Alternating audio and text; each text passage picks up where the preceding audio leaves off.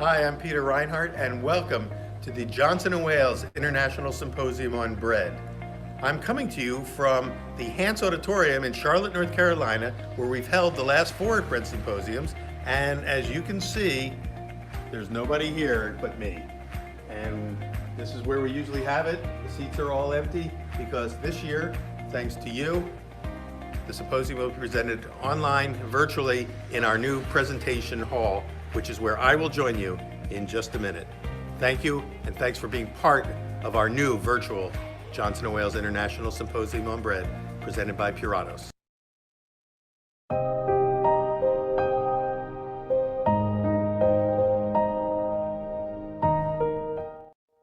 Welcome again.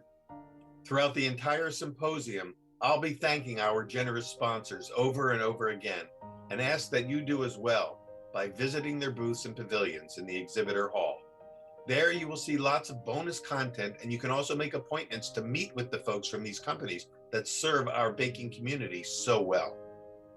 Our presenting sponsor is Puratos, who has partnered with us from the very beginning for all of our symposiums, and it is their support that helped us get this one-of-a-kind gathering of thought leaders off the ground. Please also visit our fabulous flour and milling sponsors, Ardent Mills, Lindley Mills, and Central Milling. Thank you also to our equipment sponsors, the WP Bakery Group and Allied Bakery and Food Service Equipment. And thank you also to our specialty food product companies, Probiotine, Fire Within, Big Green Egg, and Mock Mill. Please check out all of their booths to learn about their wonderful and unique products. And also thanks to our media sponsors, Cook's Country, The Local Palate, the James Beard Foundation, and the Bread Bakers Guild of America. You'll be hearing more about all of them throughout the entire series of presentations. So again, thank you to all our sponsors. At the end of today's presentation, you will also see our credit scroll thanking all of the people behind the scenes who made this event possible, including our production and technical partner, Ganoid Communications, our creative team at Gumbo Marketing, and the many folks at Johnson & Wales University, our hosts for this, our 4th annual gathering. So stick around if you will. But now it's time to get things rolling with today's presentation, so let's go live.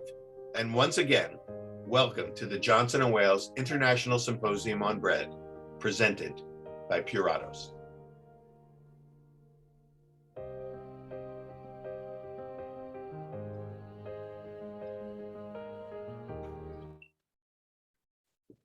Yes, we're live again, and welcome and thank you for joining us. I want to mention, I know a number of you already know this, those of you who log on early and are here before we actually go live, get a chance to watch some of the videos that our various sponsors have prepared for us. And each week we change them up a little bit. So today, if you were on, you may have seen the Quest for Sourdough with Carl DeSmet, one of our speakers earlier in the symposium. And his video today was fantastic, going to Turkey and exploring some of the origins of sourdough bread with some of the most famous bakers of sourdough. We're going to play it again on Wednesday. So if you missed it, come back on Wednesday, log in at about 20 till. This is a little longer than our usual short videos. It's about 20 minutes long. Log in about 20 of, and you'll see this sort of it's bonus footage for you guys. And in speaking of Wednesday, we will have Richard Miskovich with us on Wednesday, who will be doing a demonstration on baking with sprouted flour. He'll also be joined by Joe and Caroline Lindley of Lindley Mills, one of our sponsors, and also longtime friends and supporters of the symposium. And really, I think Lindley Mills is one of the forerunners of bringing sprouted flour to the general public. So we'll hear more about that on Wednesday. And today we're going to be hearing more about baking with sprouted grains from Douglas Michael of Columbia County Bread and Granola Company, where everything he makes is made with living sprouted grain. Next week, we'll have a panel on Monday on the future of baking education, hosted, moderated by John Unrein of Bake Magazine. And he'll be joined by Mitch Stamm who's the president of the Bread Bakers Guild of America, and also one of the leaders of the certification movement, with Karen Bornart, who is at the Hot Bread Kitchen, but has also been a very important player in creating workplace development and training for people coming into the baking world. And Christine, gotta put my glasses on. Christine Cochran of the Grain Foundation, who will again be talking about this whole question of training and education and development for the workforce. That will be next Monday, and then on Wednesday, Harry Paymuller, who's a colleague of mine here at Johnson West, but also a world famous baker, international champion, et cetera, will be doing a demonstration using freshly milled flour, and talking to you about the challenges and the triumphs of baking with freshly milled flour. So lot ahead. We've got more presentations coming up. We've got gluten-free coming soon, and it just goes on and on. So check the schedule on the homepage, and we'll see you at each of these upcoming events. With that said, let's get today's session going. We're going to kick it off with a video Doug Michael has made for us, a presentation video, which we'll show first, and then Doug will come back on at the end of the video live, and he's got a couple guests that he's going to bring today to talk about all the various sort of frontiers of baking that he's been pioneering for us. So Gita, why don't you go ahead and play the video? Doug and his guests will join us at the end of the video. We'll see you then.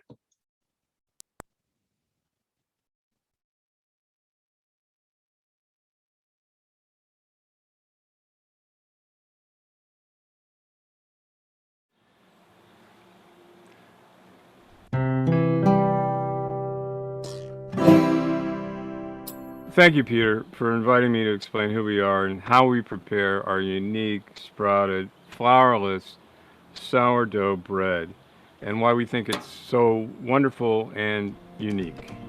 My name is Douglas Michael, and I founded Columbia County Bread in 2011 when I pulled a hand cart and maybe 24 loaves of bread to a local farmer's market. Today, 10 years later, we've sold approximately $6 million worth of our products to a variety of sales channels, including mainly our website and Amazon, of course, and to a number of specialty markets, local farm markets, our distributor, and of course to a local fan base. We're moving into a newer and bigger space where we anticipate continued growth and expanding demand for what we do. How'd we do it? What's so unique about our process? What are we doing differently that we're seeing this growth when so many of the traditional flour, wheat-based bakeries around the country are seeing flattened sales and closing? First off, we are making bread with wheat, just not flour. At all. Not one speck. Period.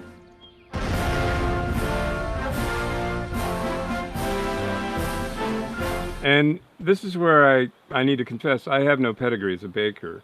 I never apprenticed in a patisserie in San Francisco or Paris. I never mentored with anybody in the industry. I don't have an MBA, never ran a business before, not a wellness coach or a nutritionist. For me, things happen. Events transpired in a seemingly random way. And yet, on reflection, I believe my life could not have been more purposely designed to get me where I am today. And strangest of all, I was in my 50s when I incorporated my business.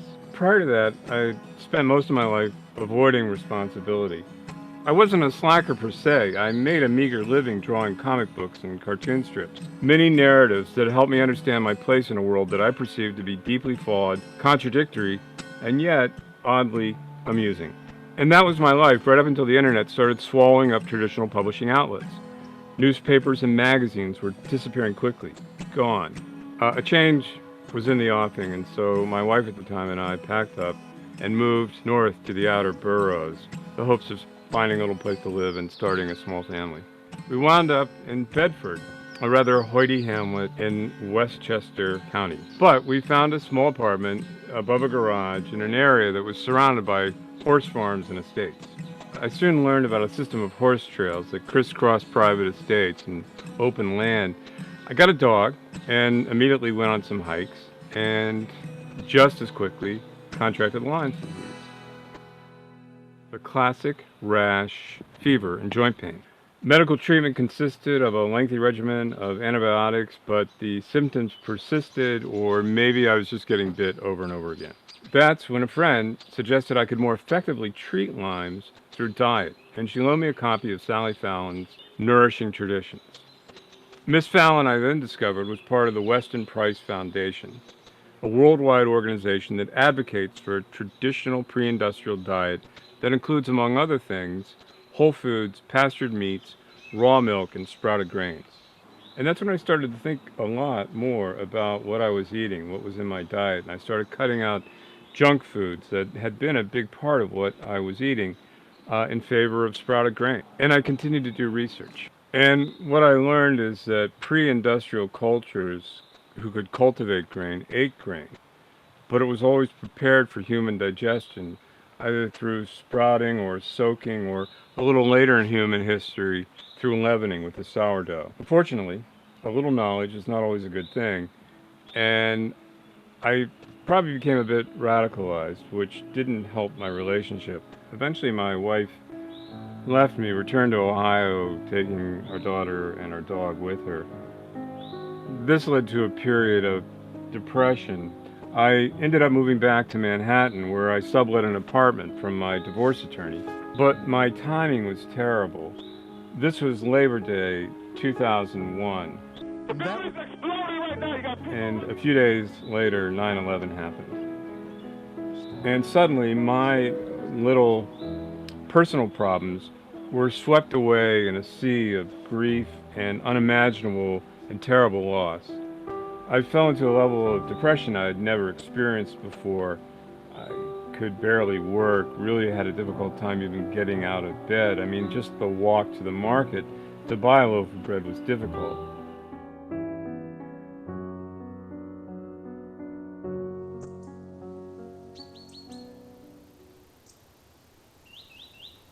And so that got me to thinking about, well, what if I had made this bread at home? I started researching bread recipes for sprouted grain bread and started doing that. It became something of an obsession. It's the waters of the river that water. And that obsession was actually positive for me. It helped me focus on reclaiming my positive outlook in life, even though, admittedly, the sprouted bread I was baking was not particularly good. It was terrible. It was gummy and flat, but with each bake, there was always a moment where I saw some way of maybe making an improvement the next time. So I just kept at it. Skip ahead a few years, and I'm in a new relationship, and we're moving to a small town in Pennsylvania where I immediately wonder, what am I going to do here? Now, as it happened, the house we moved into had a convection oven. And I discovered the bread that I'd been making that was required maybe 2 hours to bake to get mediocre results, I could now bake in about 20 minutes, and it looked really good. So I built a little bread cart, baked up a couple dozen loaves, walked it over to the local farmer's market, where I stepped into an entirely new chapter in my life. So there I am in Bloomsburg, Pennsylvania, selling my sprouted grain bread to a handful of sympathetic townies when, unbeknownst to me, at that very same time, a young woman, a budding nutritionist, with a yoga studio in Harlem, was working on something she was calling The Plan. She had a lot of clients who had multiple food issues that resulted in various problems, including especially weight gain. So she started testing an idea that food and our response to it was highly individualized, but that it was possible to test what you ate and gauge if that food was either inflammatory or reactionary. Basically, what she came up with was an elimination diet. You get a baseline, then you introduce foods one day at a time, and then you test and track your body's reactivity and move forward. A simple idea, a good idea, and if true, it proved her theory that weight gain was not necessarily tied to how many calories you consumed. So how did she and I cross paths? Well, Lynn Janae is a single mother with a young son, but she's ready to start dating again. And she goes online and meets a guy, a very nice guy who just happened to be from Bloomsburg, Pennsylvania. Not me, someone else. And it didn't work out ultimately for these two. But anyway, in that particular moment in her life, she meets this guy who not only lives in Bloomsburg, but also happens to be one of my customers. One of maybe a handful of people at best. And so one Saturday he stops by my bread cart and he tells me about this amazing young woman that he's met and that he's off for New York to see her and he wants to take her something special. So I say to him, well, why don't you take a loaf of our bread? And he says, nah, she's not really into bread. Okay, so this story probably should have ended right there. However, it turns out that on that particular day, I happened to have a little baggie of flax granola clusters. I've been playing with flax, trying to bring it into my bread. I was trying to find a way to eliminate flour entirely, and I thought flax, being a very absorbent, would remove some of the moisture. It didn't work, but I became interested in flax in itself because when it gets wet, it gets resinous, and it naturally forms a cluster, like a granola cluster, without adding either oats or honey. So I didn't know what I was going to do with it, but I happened to have this baggie, and I said to him, well, can you take her this and just see what she thinks of this? So he did, and in one of those strange, unfathomable anomalies in life that just happened, she was actually looking for somebody who was making flax granola and had not found anybody anywhere. And then suddenly this guy she meets in this little town in Pennsylvania shows up with a bag of it. She calls me up on the phone, then jumps in her car and drives out to Pennsylvania to see me. We sit down, and she asked me to adapt my flax granola to her recipe and her specifications, and then advised me rather strongly to start a website and get ready to sell this stuff online. And I did, and we did, and overnight I went from Columbia County Bread to Columbia County Bread and granola.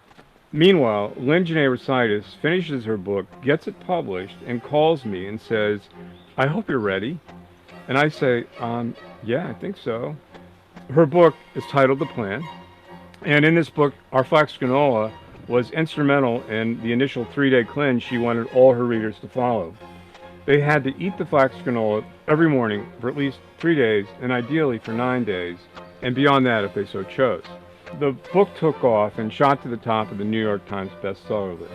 And Miss Lynn Janae went on a media blitz, including the Dr. Oz show, where Dr. Oz sampled the flax granola and said, not too bad. And that's all it took.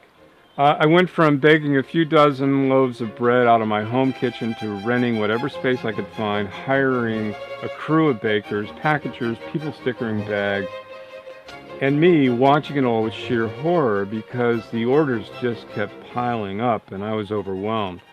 I had no experience running a business, much less managing a business, so I went looking for advice. And I got it from a lot of people who knew much more than I did about these sorts of things. And they all pretty much said the same thing. You're trying to ride 2 horses at the same time. You need to get on the horse that wants to run. And besides, they all pointed out that wasn't bread kind of a problem? I mean, people weren't eating bread anymore with all the different allergies and gluten and what have you. Why are you even doing that?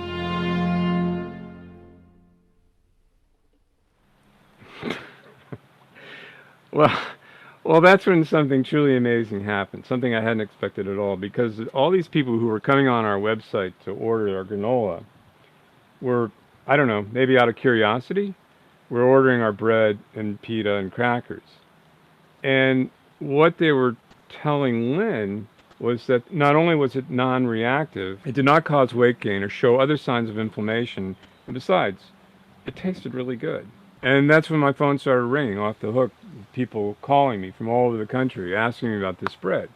You know, how is it that we could make this bread that they could eat when they couldn't eat any other kind of bread on the market? That's when I realized that what we were doing was no longer about me and my obsession to make this bread. It was really about people who were discovering our bread and seeing that bread could be non-reactive and did not necessarily cause weight gain or leaky gut or bloating. And best of all, this bread was pretty tasty. So now today, as I look back on all this, I realize that the granola was the anomaly that got us where we are, but it has been our commitment to the sprouted sourdough bread that I believe will be the horse that rides us into a much, much more incredible future than what I could have imagined back in my little sublet on the Upper West Side as the towers fell and my life had fallen apart. So that's the why. And now I want to talk about the how. So the first thing we want to do is source high quality grain, which for us means that we want to find a good, organic, local, independent farmer in our region. So how do you find those people? I recommend attending farm shows, going to farm markets, and just ask around. Eventually you'll start to meet some people that'll lead you to the right people, and then the next goal really is to find a farmer like that who is within maybe an hour's drive of your facility. That way you can drive down, pick up your order, get to know the farmer a little bit, find out what he's got in the field, find out what he's thinking about growing, and you just develop a relationship. The farmers that we work with, not only do they want to know what we're doing with their grain, but they want us to know basically what climate conditions are doing to what they're able to grow, maybe something that would work preferably. Can we try that? And we want to be open to those possibilities. I think it helps to pay that farmer top dollar for their grain. And the reason I say that is because I think a lot of small independent family farms are used to being lowballed. When they go to sell to mills, or a lot of times other large-scale farms will come in and buy up their crop.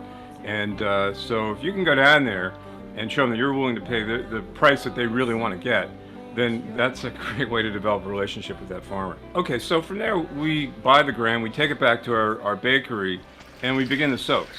And basically the reason for that is A, we want to start the sprouting process, but B, we also want to clean the grain.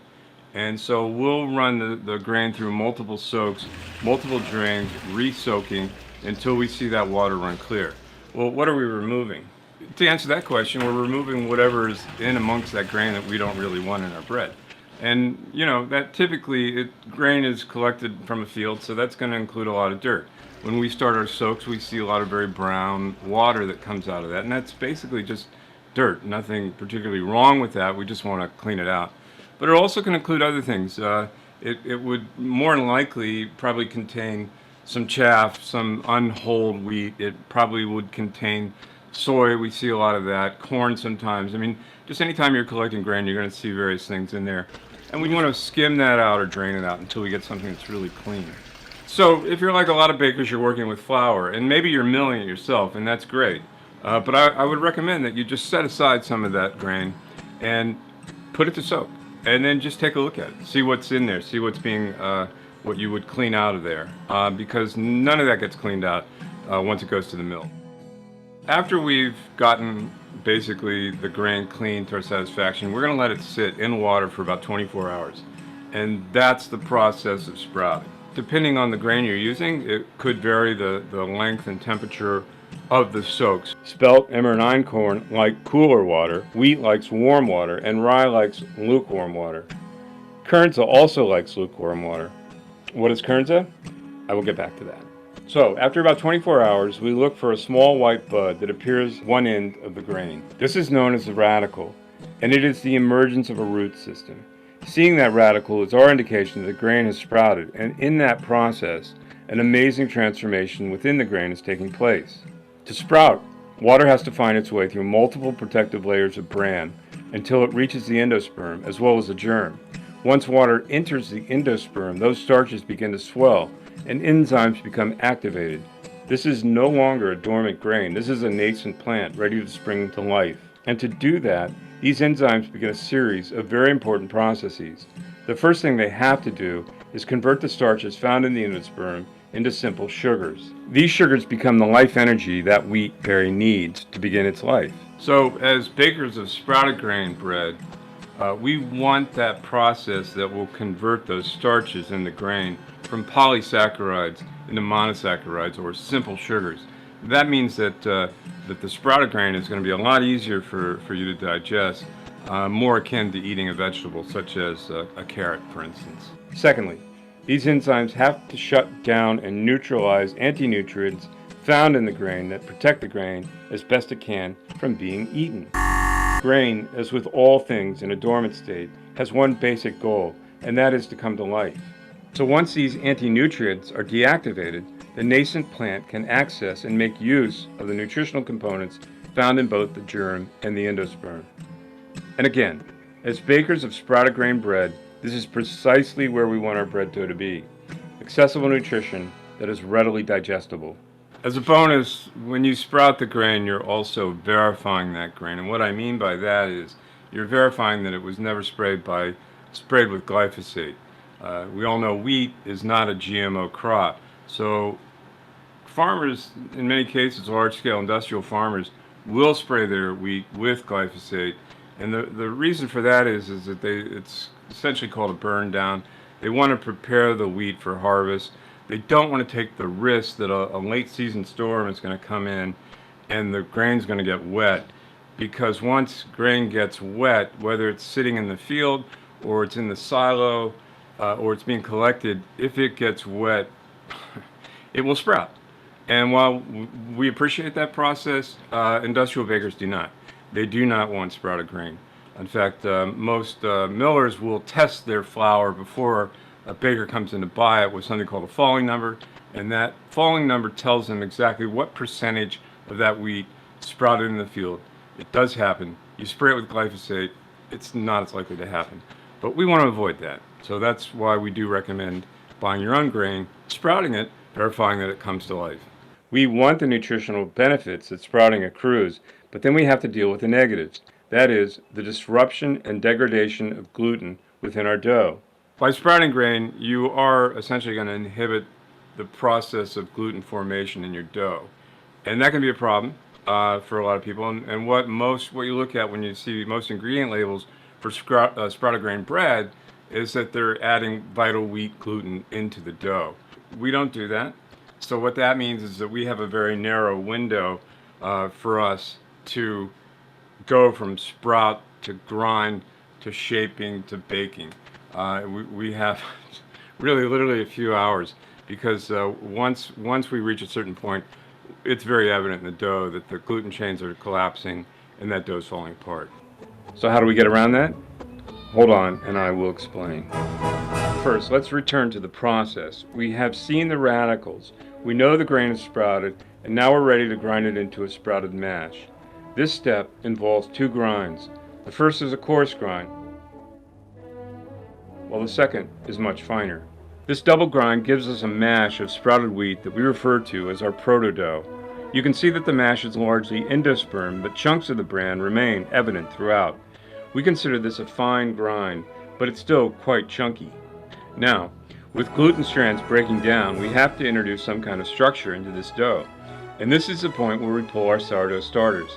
Our starters are a unique sprouted sourdough mash that is the heart and soul of our bread. To feed our starter, we use the proto-dough, then we give it just enough time to energize the wild yeast microbes and bacteria that thrive in our starter. We then bring the energized starter together with our sprouted mash and add a small amount of salt and begin the mix, first with the bat and then the hook.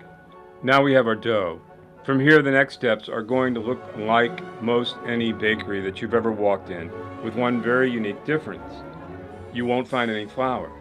Instead, we keep our hands and tools and work surfaces misted with water. Once the dough has been weighed, rounded, and set aside to proof, the ovens are prepared and we're ready for the bake.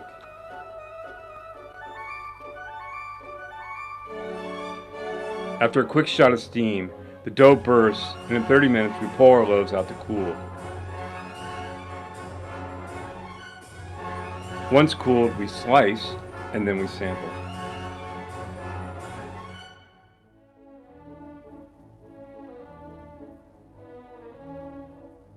To me, the flavor of an artisan sourdough bread is fantastic. You take that initial bite and there's just that burst of flavor from the caramelized sugars and the burnt edge.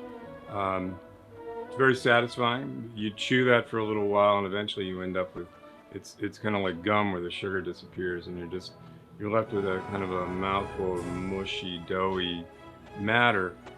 One bite into our bread and that initial surge of flavor is unique, powerful, but it is the granular texture and sustained flavor profile that makes our bread unique.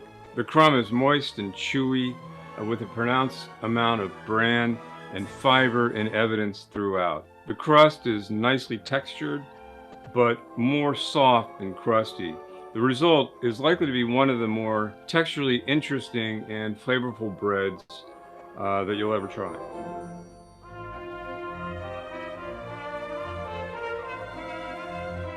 And I want to stress we make this bread with just 3 ingredients: wheat, water, hence sprouted wheat, and salt, period. Although I will say that there is a 4th critical ingredient, and that is a baker. This bread, like a lot of good breads, requires the sustained interest of a human in the process who is intimately familiar with where that dough is throughout the process and brings it to the conclusion of a perfectly baked loaf of bread.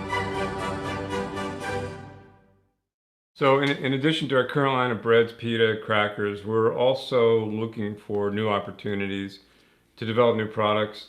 One of the new grains that we've looked into and we've been working with is kernza, which we think, if accepted by consumers, could revolutionize agriculture. Kernza shows amazing promise. It is a perennial grain, meaning that when the farmers plant kernza and then harvests his crop at the end of the season, the root system will remain intact and will send up a new crop the following season. This is revolutionary. Not only is there no soil loss in this process, there's no need for repeated applications of artificial soil conditioners and poisons to kill off unwanted plant matter. Kernza was developed through the Land Institute to basically reimagine our agricultural system and how it can be improved. A healthy but productive soil also means a beneficial ecosystem within an agricultural environment that can now support insect, bird, and animal life, as opposed to another dead zone that excretes its poisonous residue downstream and into our Gulf waters and oceans. This is kernza. It's relatively small, narrow grain. Contrast kernza with, say, spelt, and you see there's a significant difference. Kernza has a low ratio of endosperm to seed coating, but it sprouts just as well as spelt for us, and it has a fantastic flavor and color profile. We found that we can make crackers with it. We can't really make bread with it, but we can make a cracker with it, provided it's about 25% kernza to 75% sprouted wheat. But we've been interested in trying to find a way of using kernza entirely. It's a 100% kernza product. In one of my conversations with farmer Joel Stegman in Small Valley, we were talking about puff grain, and he's been very involved in puffing his grains and offering them to different markets. And so we talked about, well, could we puff kernza? Joel has a puffer. We tested it. It worked, and we just introduced a 100% kernza snack that is delicious. I would like to thank Tessa Peters with the Land Institute for assisting us with this effort. Another very important innovation for us is packaging.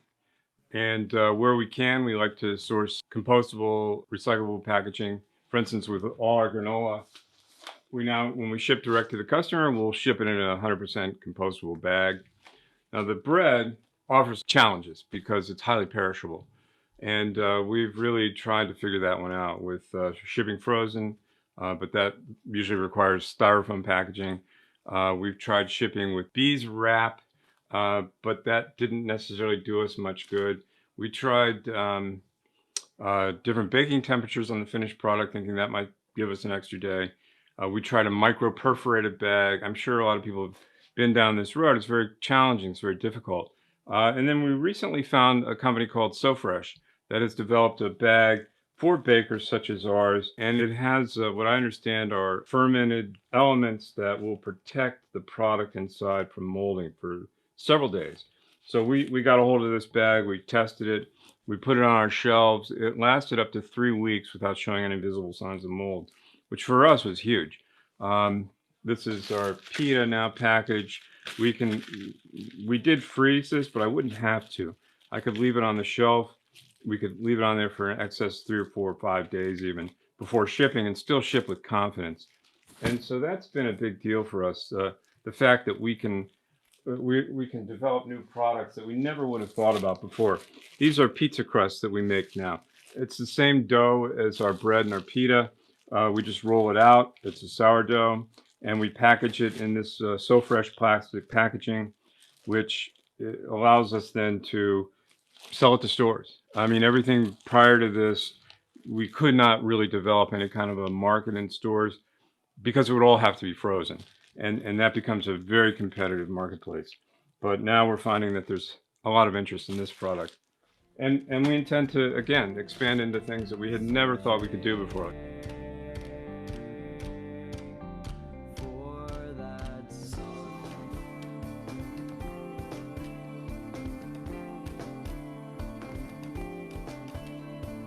Welcome home, my brother. I so appreciate your sitting in with us as we discuss this process. And I do hope you'll stick around for a question and answer period where I'll be more than happy to take any questions that might come up about our process and how we got what we got and whatever else might be of interest to you.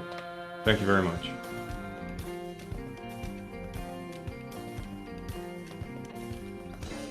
Sunlight darken you.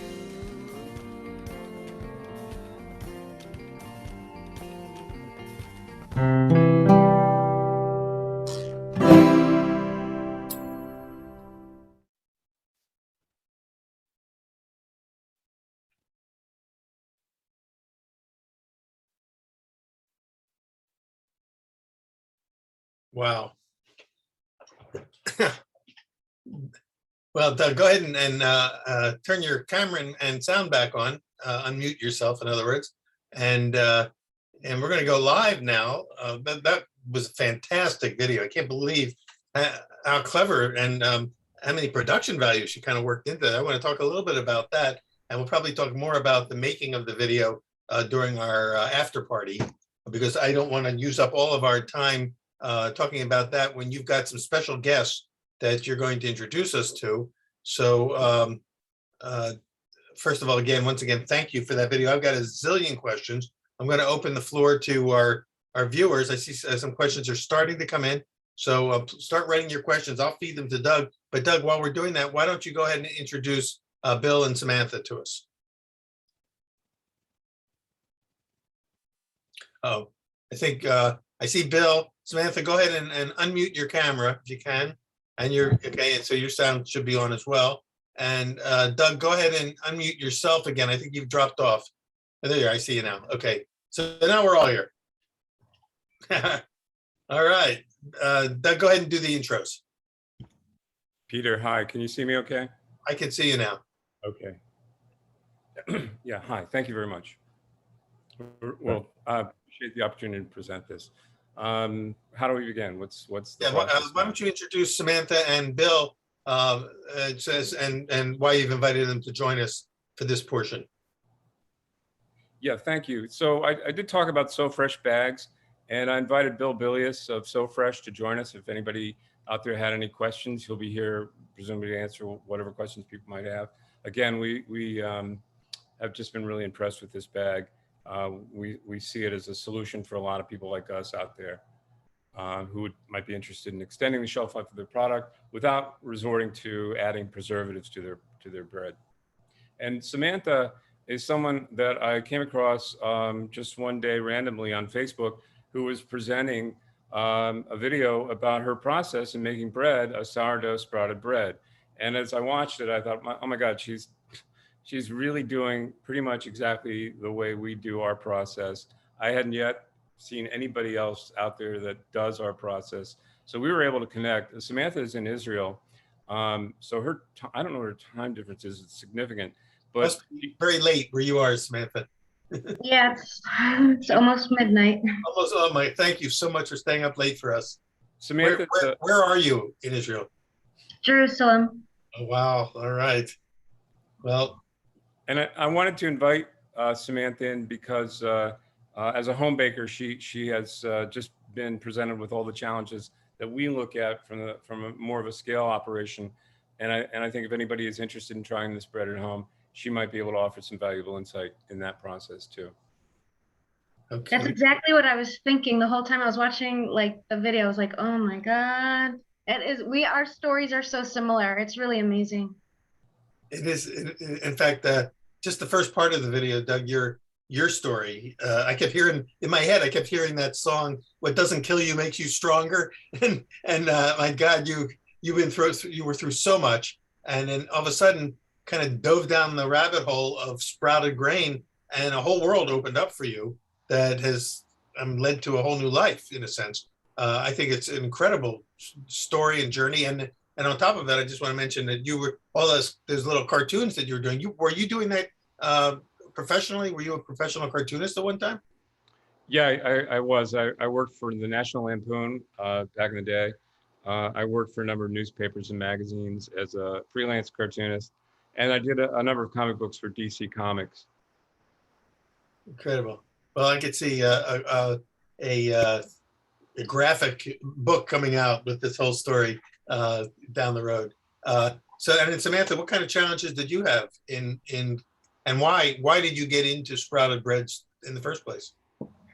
It was also kind of an OCD type thing. I just became obsessed with it. And I had to figure out a natural way to make the sprouted grain rise. I couldn't add yeast because that would be cheating. I had to do it completely like the most primitive, natural way.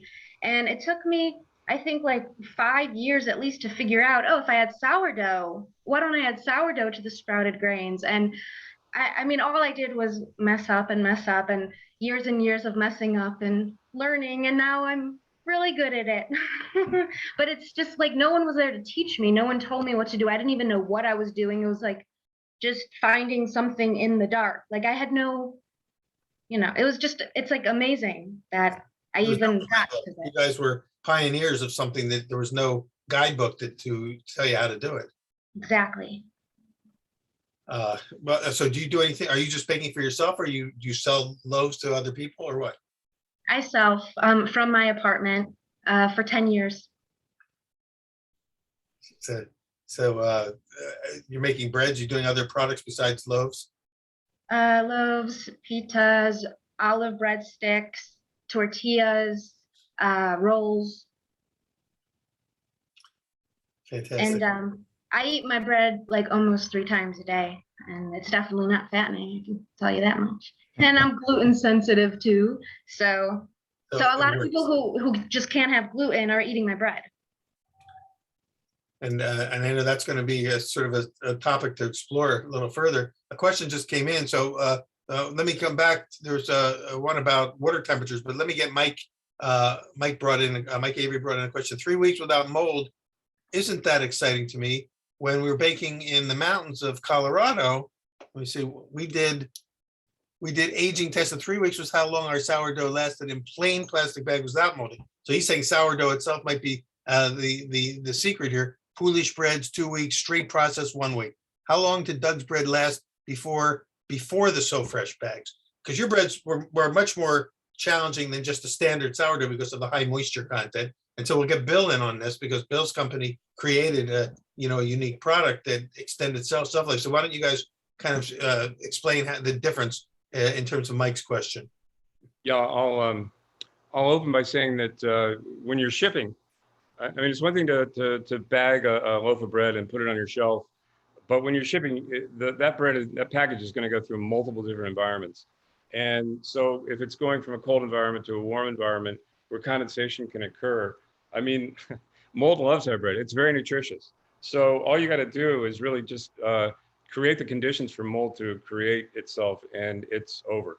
So with the So Fresh bags, we're not as concerned about those various conditions. We feel we can confidently ship to somebody in Texas or Florida or California, Hawaii even, and know that it'll get there despite all the different conditions it's going to go through. And that's been huge for us. How long were the breads lasting before you found those bags? Again, on our shelf or in a local market, several days, 5, 6 days.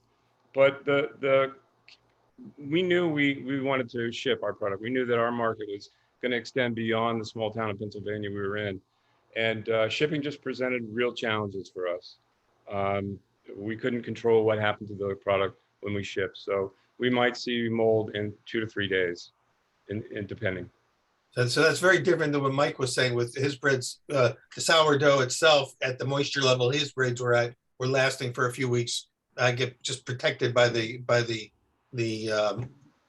fermentation process. But Bill, what is it about the packaging that you bring to this that extended the life of from a 3 to 5 day shelf life to 3 weeks in the case. Yeah, so you'll find that the sourdoughs have obviously some acids that help with preservation. And what we do is we work on the other end, which is the aromas that are found in bread during fermentation and even during baking are really preservatives. And so what we did is we distilled those ferments from sugar fermentation, and we were able to put them in the packaging material and allow it to come out at the right time. So when you put the bread in, that's when the ferments actually come out as a vapor, and they surround the bread, and they can actually reach the nooks and crannies in the bread that you normally couldn't reach with contact type of protection systems. And so we were able to deactivate the mold temporarily. It doesn't kill the mold, it just puts it to sleep. And the mold can't digest any sugars for a period of time, and that allows it to just go to sleep, and then it extends the shelf life as long as that vapor is around the bread. And it's a vapor, it's not something you add into the bread. So it's not an ingredient to the bread. When you open the bag, does the vapor dissipate, and does it recover itself when you seal the bag back up? Yes, yeah. So there's a little bit of that, but it's really designed to get the bread to the consumer to enjoy it for a few days. And then so we can do up to probably 14 days extra, if depending on how much of this active ferment ingredient we put into the substrate. So you can actually have an extra strength product as well as a standard product. Yes. That's kind of mind-boggling in a sense. This symposium is all about the future of bread and innovation. And to me, this is sounds like an extremely innovative product. Thank you. Which obviously you're using it now at Columbia County. Are other people using it? Yeah, so we have lots of customers. We are really focused on bakers, but we found that consumers also want it. Our families and our relatives started asking for more and more bags, so we started shipping it. And there's you can find them online now, so home bakers can buy them. And if you want to send a loaf of bread to your cousin, you can put it in this bag, and then it'll last during shipping. And so for people who are watching this, and it's not just the ones who are watching today, but who will watch it on the archive, if they want to follow up and get more information, what's the website? www.sofresh.com, SOFRESH.com. And if you wouldn't mind typing that in on the chat, if you have the chat button on your Yep. Type that in so that people can make note of that, because I want to move on to some other questions, but I want to make sure that people can get follow up with you on this, because this is sort of a bonus piece of today's presentation that because Doug has been working with you, he has to bring in, and I think it's a great fit. And it goes back to the next series of questions, because we're getting there's two questions that I'm going to put together. One is, what does different water temperatures how do each of these temperatures affect the sprouting of the different berries? Why does the temperature affect it that way? But then Esther, Esther Curry asked Samantha, could you talk a little bit about how you make sprouted grain bread at home, including how to make and purchase ingredients for home bakers? What is the process that you use? Is it similar to what we saw in the video? How do I make the bread? Like, Yeah. where do I get well, it's actually the simplest thing. You just get some organic wheat, and that's almost all you need, except sourdough, but you can get that from a friend if you don't want to start one yourself. So yeah, it's just get some organic wheat or spelt, and it's that simple. And you need a machine to grind. And there's no sprouted bread grinding machine out there, but there's a few different machines that will work for It looks that. like a sausage grinder. Is that what you guys use? Meat grinder. Yeah, a meat grinder. Well, that is like my $1,000,000 secret, but now everyone knows. Okay. I know that I have a KitchenAid mixer at home with a sausage making connection with a couple of different size holes, which looks, I mean, a low tech version of what looks like a higher tech version in Doug's video. Yeah, we do use a meat grinder. And it takes a lot of force to grind that wheat. I think I've tried it with just like a KitchenAid, a food processor, but it really heats it up. You don't want to heat the grain up that much. So that's why we like the grinder. In terms of temp, we have to kind of follow a schedule. So we want that wheat to be sprouted, to show that signs of sprouting, the radicals, within that 24-hour period, so that we can maintain a production schedule. So that's why we will vary the temperature of the water. With the wheat, we want it warmer so that it will actually speed up the process of sprouting. With some of the other grains like spelt, we want to slow it down because and like currants, it sprouts very quickly. I know that there are some people who have different methods of sprouting. One method I do know of is that you soak it for 20 minutes and then you drain the water and you let it sit and for maybe 48 hours. And that's not a method I'm particularly comfortable with, just because I think that just creates too much opportunity for bacteria to form. But all the timing and the temperatures that you figured out was really just trial and error on your case. There was, again, no textbook that you were following to make that happen. Yeah, absolutely trial and error, and it can vary. It can vary depending on the year, the time of the year for the harvest. It can vary with the kind of wheat that we get. So every time we want to try a new variety of wheat, we have to test it out. This is a living product. You have to stay on top of it to make sure that external conditions are not, you just can't dial it in. You just got to stay on top of it, it sounds like. I'm curious, you going through a similar process with yours? Do you have different kinds of timings and temperatures in your sprouting? Me? Yeah. Oh, I'm not that sophisticated. I just put the water in, and I think that it's just so interesting because everyone has their own, everyone's just doing their own thing, and really it all kind of works. Like you just soak the water in whatever temperature it comes out, and that's just what I do, and it works, Works for you, yeah. But then again, it's like I think it's really similar to the process of beer, and beer and bread came at the same time, like the dawn of civilization. Bread and beer were the two main foods, and beer is made the same exact way. You soak the barley, you sprout it, and then you ferment it. But people don't really put two and two together that sprouted bread, the way that we make it at least, is the same thing. Soak sprouted fermented wheat. So I feel like we are coming back to our roots by eating this bread. So I think it's really important that, and it's just the same. It's 3 ingredients, it's the sprouts and the sourdough and salt. That's it. Well, what you just said goes back to a saying that one of our sponsors, Puratos, who has the sourdough library in Belgium, one of the things that their catchphrase is that the future of bread lies in its past. And it seems like what you're saying, the same thing as you going way back to the beginning of bread is really all the origins. It's coming full circle is what I'm hearing. Yeah. So how is your business now? How big is it? And is it something that is a viable sort of a growth business for you? It's something that you can, or is it just something you do as sort of a hobby business or a cottage industry? I tried to get it into the shuk, like the open-eared market in Jerusalem, but it didn't work, and now I'm still at home. But I'm kind of glad that it didn't work yet because it wasn't the right time.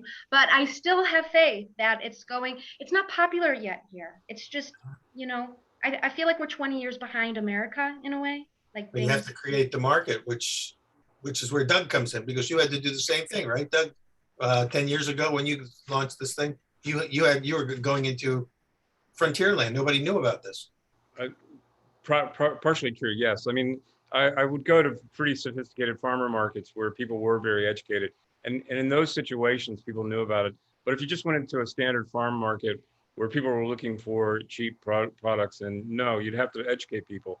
But it seems like it's an ongoing process. I mean, I still feel like there ought to be a category for sprouted grain products in any online marketplace that you go to, much like there is for keto and for paleo and for gluten-free. I think sprouted grain is a product option that people really ought to be searching out and make it easy for them to find it. Well, that's the one thing that's changed. The paradigm has shifted, at least in this country, and hopefully in the rest, as the world follows, that even the term sprouted grain wasn't in anybody's, lexicon 15 years ago, but now everybody's familiar with it. When you go in stores, you see made with sprouted grain in a lot of products, whether it's sprouted flour or sprouted mash like you use. The breads themselves, that method that you use, which is to grind that fresh pulp. Nikki Justo talked about it a few months ago in the earlier presentation in the symposium, that we know that back in the 1950s, the Justo family was making sprouted grain bread called Justo's Vitagrain. And then later on, Ezekiel bread came along, and then Alvarado Street breads came along, and they're all made, again, and they were so proud of being able to put on the package, made without flour. So that little by little, they've sort of built an awareness. But how does what you're doing differentiate? Well, one, I think I heard you say it in the video, you're not adding gluten back into it to make it light and airy. Yeah, that's true. We don't add vital wheat gluten, and that's very often what you'll see on the packaging for a lot of these other breads. So we also use a sourdough. It's a sprouted sourdough. And I think that I don't see that very often with many sprouted grain breads. I think that they're using wheat, or they're using cultured wheat to somewhat mimic what a sourdough will do. And quite frankly, it is that sourdough that really sets us apart. It's that sprouted sourdough that we use. Yeah, it's an amazing taste. I've had it multiple times, and I have to say it's probably one of the best breads I've ever had, because it has so much flavor that you normally wouldn't get from, let's say, white flour and even wheat flour. This is an amazing set of flavors. I too have had it. I've had your pizza dough. I've had your pita breads, your bread, your cracker, everything. And I agree. The flavor is, well, in my bread classes, I teach my students that the baker's mission is to evoke the full potential of flavor trapped in the grain. And I think that what you've done by doing a sprouted version, it is the essence of wheat, or the essence of kerns, or the essence of whatever grains that you're using to the max. And I think it's remarkable. And the flavors are very complex. Did you say your sourdough starter is also made with sprouted wheat? Yeah, it's we take that same mash that we use as our proto dough, and we set it aside and we culture it, and that's our sourdough. And if somebody had just a regular sourdough starter that they've been cultivating for a while, with using flour, could that be used as a starter if they mixed it in with the ground mash? Yes, absolutely. But if you just set aside some of if you're going to sprout the grain and then grind it, and then you have that proto dough, that mash, set some of that aside, and it will attract bacteria. I mean, the wild yeast that's on it is gonna just jump in, as will the beneficial bacteria that jumps in, and a culture will result. It'll take a little while, and you'll want to groom it, but in a few weeks you should have a viable sprouted sourdough to start with. Excellent.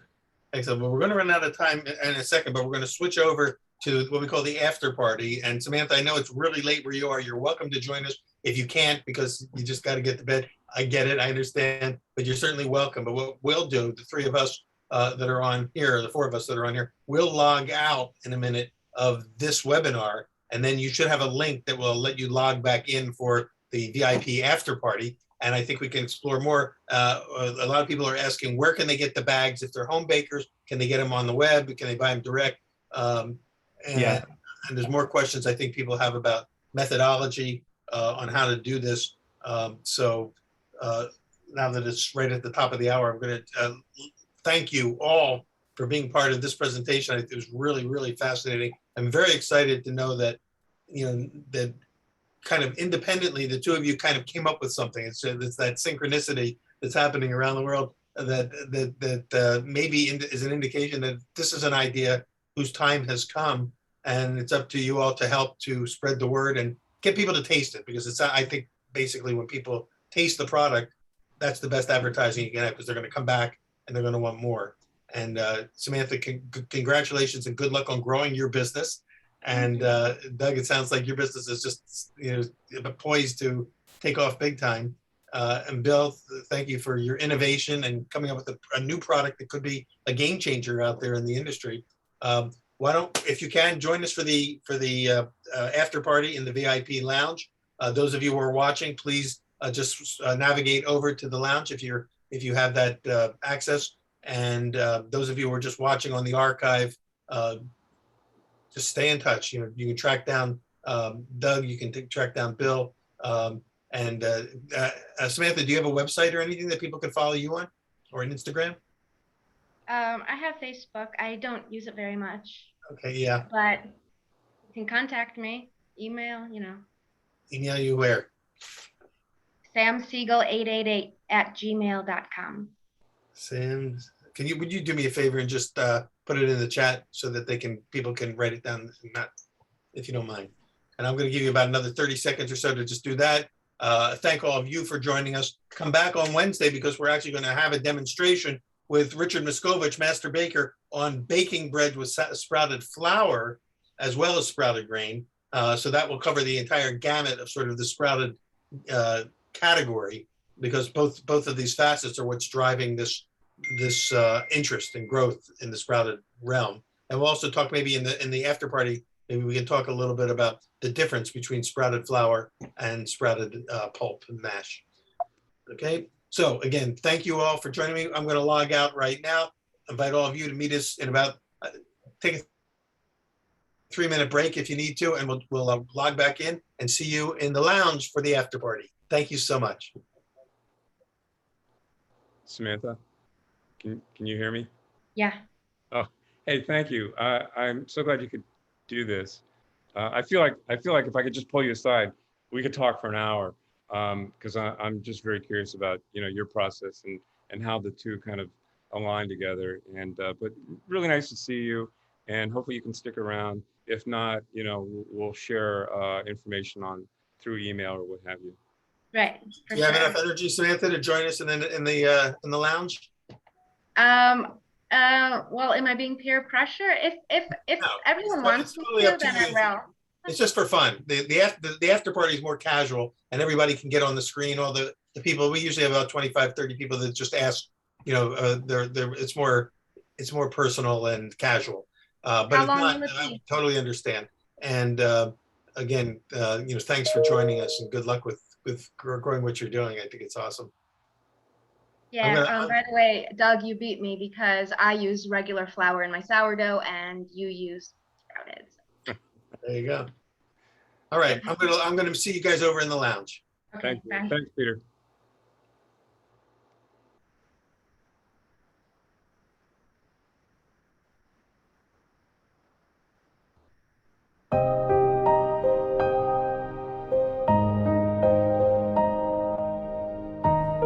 Thank you to our team behind the scenes.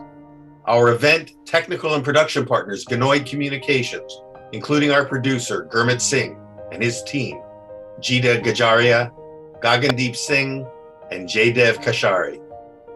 Thanks also to Ted Nelson and Lael Fretzel of our creative and marketing team at Gumbo Marketing, and the many folks at Johnson & Wales University who supported me throughout this event.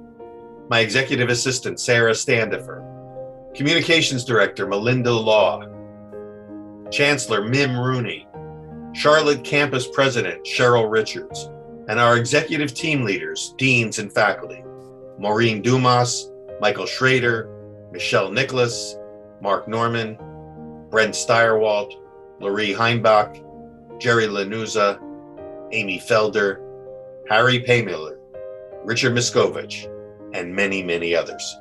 Thank you all.